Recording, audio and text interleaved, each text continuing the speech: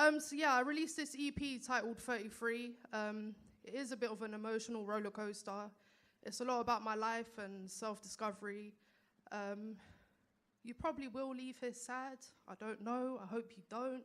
I'm not in a sad place at the moment, so I hope you enjoy it.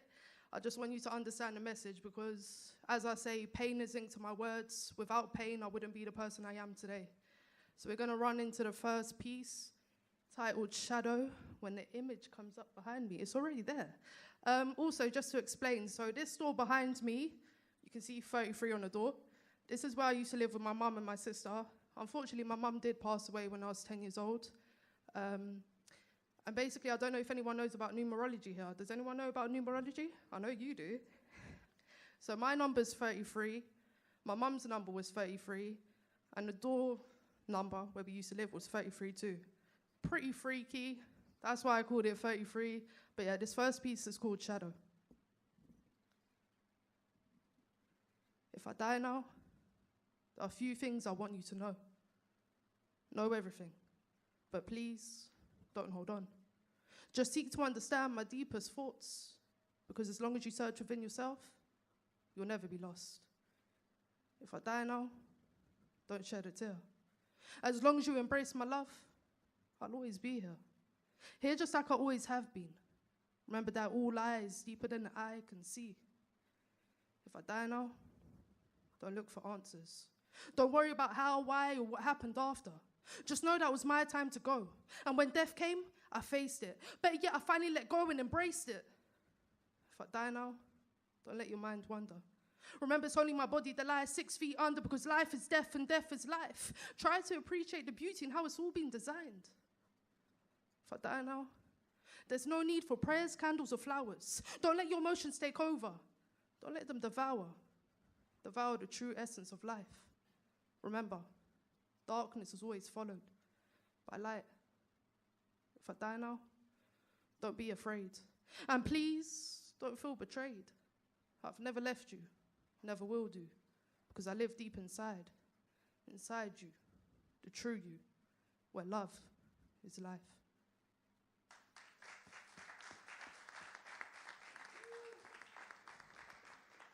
All right, so that piece there was more of a dedication to my sister, my nephews. As I was growing up, it was pretty much me, my mum, and my sister against the world. Unfortunately, we did lose my mum. I'm not glorifying the fact she passed away. It's part of my journey.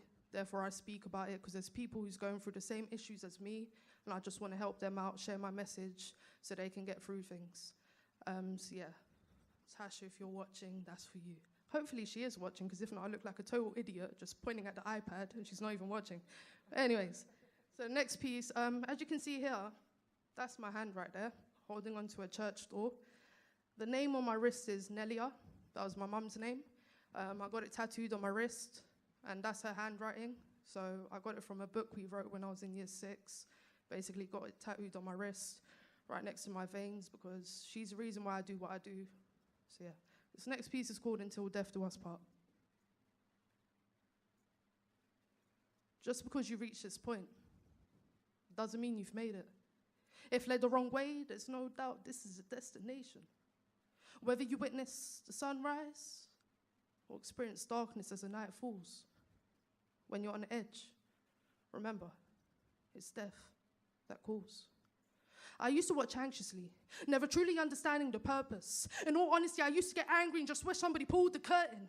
But those deceptive velvet ropes held tightly what truly needed to be addressed. Stripped down naked, no longer invading, so emotions can finally be put to rest. But the reality is, this escape is easy to find, but difficult to digest. As the pain spreads from mind to chest, it gets harder and harder to breathe. But here it's constantly hard to believe, you see. I've been here before. This is far from new to me. Shattered glasses I fall, but this time it's me I see the broken me. Reflected on all the pieces scattered across the floor which led me here. Confusion to desperation, then rejection, the result of my deepest fear.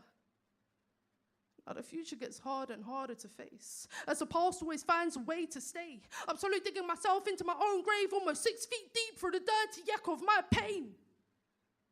Maybe that's why the shadows are still present, but only scarred.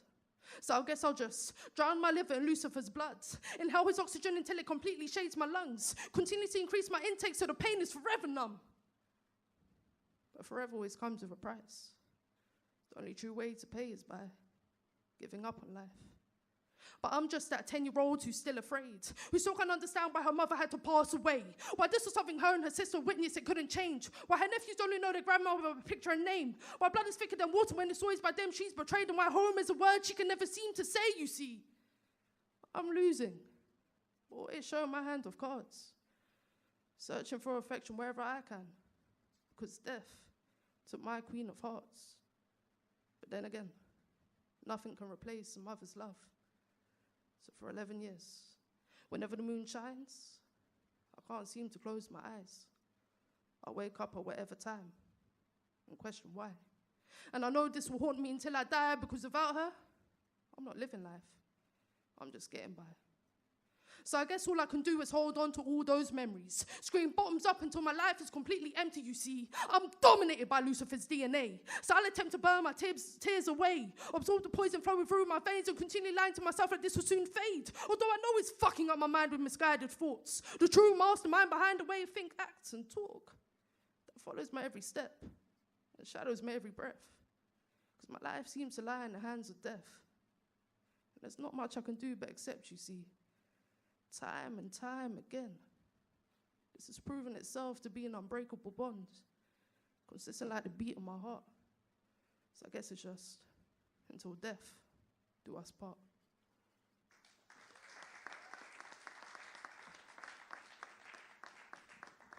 We all good, yeah?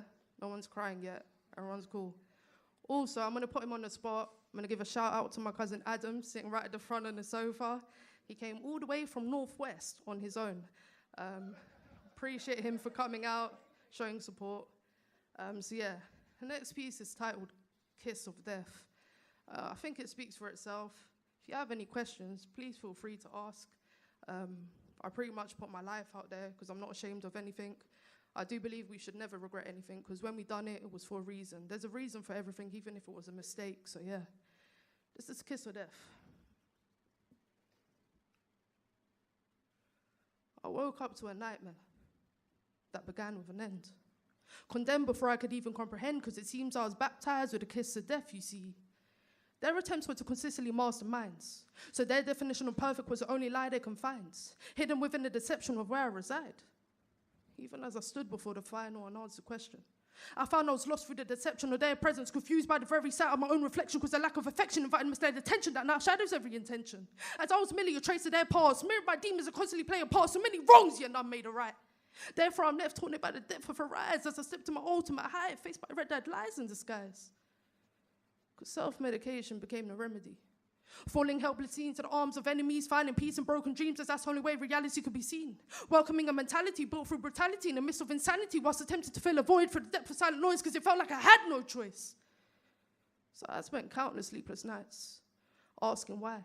Because the constant question that shadowed my mind was, how long will this last, and will I only survive between the contrast of all our sorrows?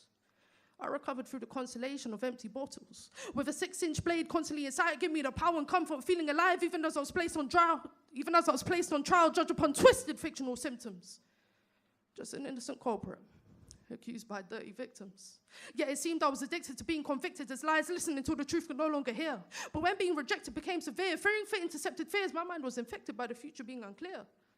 You see, although I was possessed by betrayal, I became obsessed with pain, life's holy grail, because the only way I could ever fail was through the endless echo of their limits. And turning the other cheek would only result in a tainted spirit. Therefore, regardless of any attempt on neglect, my soul, they could never disconnect, as pain kept pumping straight through my chest. So despite all odds, I refused to play out their helpless fiction, lurking addiction to contradiction within holy encryption, as the truth only burns through the eye of crucifixion.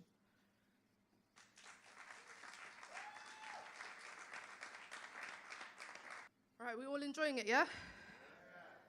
Am I taking you on a roller coaster, emotional roller coaster? But you're all good, yeah? You don't need like a therapist or anything, we're all good, yeah? All right, cool. So the next piece is called Heads or Tails. It speaks for itself, but I'm gonna give you a bit of background. So this one's about my dad. My dad's not a very nice person. Don't speak to him. I don't wish to speak to him, because he put me through a lot, as well as other people in my life, my family, whatever. Hopefully he sees this one day. Hope he saw the video on YouTube, which I performed at Parliament last year. But anyways, this is called Heads or Tails. You're exactly like your mother. He says this in a condescending tone, as if she was to blame for everything in his life going wrong. But he subconsciously made himself suffer. So on that note, here's a letter I never wrote, the words I never spoke, to somebody I've never truly known.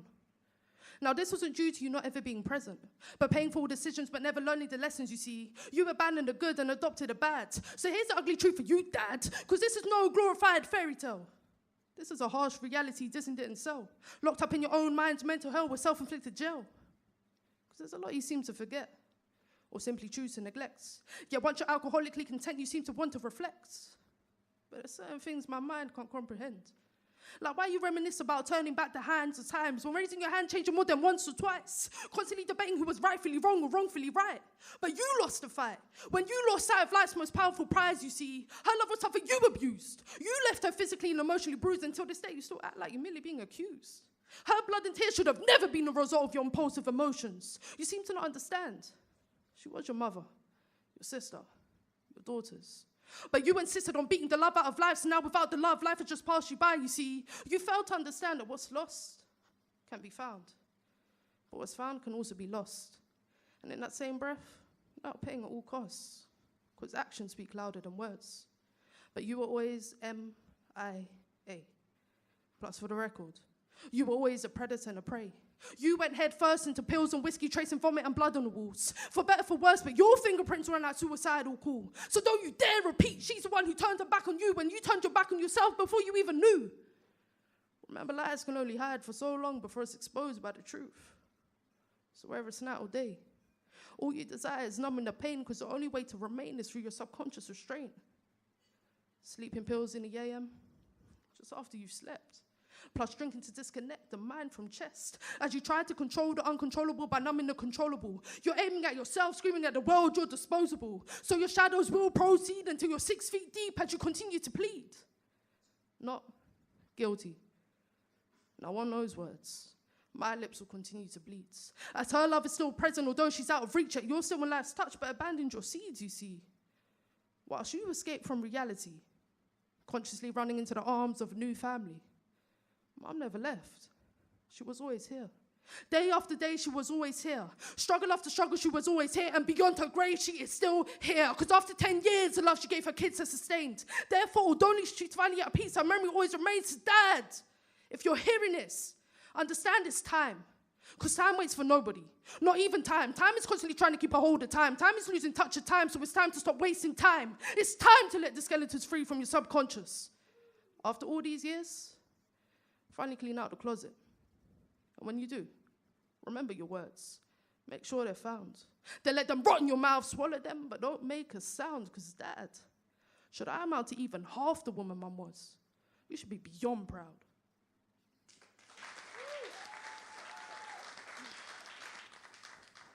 So yeah, Dad, if you're listening to that, F you. Anyways, on to the next one. So this one's titled Resurrection. This is basically putting everything that I've already spoken about to an end. It's me kind of overcoming things. Just trying to catch my breath before I go into the next one. I didn't think I'd be so out of breath, but anyways, man.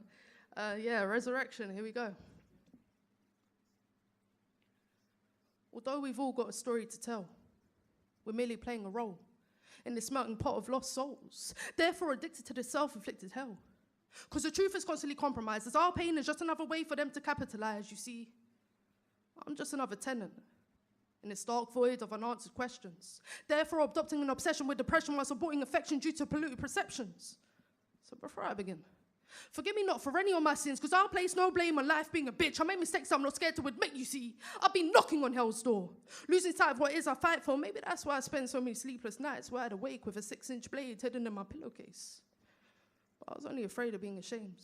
So sessions with a psychologist became the message, but there was bound to be a wreckage as I consciously kept it all on mute whilst repeatedly biting the forbidden fruit, plus drowning my liver in Lucifer's blood and inhaling his oxygen until it completely shaded my lungs.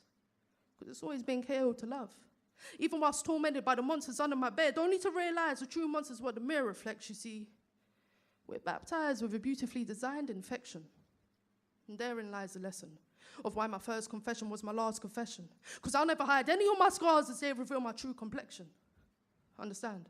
I had to learn how to walk before I could even crawl, as no one's ever truly around to catch my fall. So although the cards once whispered I would die alone, I'm all in until everything is finally exposed. Continuously racing where angels fear to tread, even when blessed with the kiss of death. I welcome the curse of their need to purge. So bombs up past they kill their first. Because they lied when they said life gets easier. So I dig deep and deeper into my grave, refusing to be yet another faithful slave led astray. So I embrace the isolated pain pumping through my veins, while sending ashes into flames. Because the same way I can be yet another fallen angel that's lost, I can be a creator that's said to be on top, calling all the shots. Understand? Sinning is just another layer of existence. Therefore, I refuse to beg for forgiveness. I'll never resurrect my innocence. And even when I finally do welcome life after death, I expect all my decisions to still be condemned. So please do bless all your choices with an amen. Because should you mourn, let it be for the living dead. Mind, respect, prayers are received straight through the chest. So on that note, before your very eyes, I'll cross my heart and hope to die. Should I ever allow my soul to be crucified? Because I refuse to fall victim to spiritual suicide.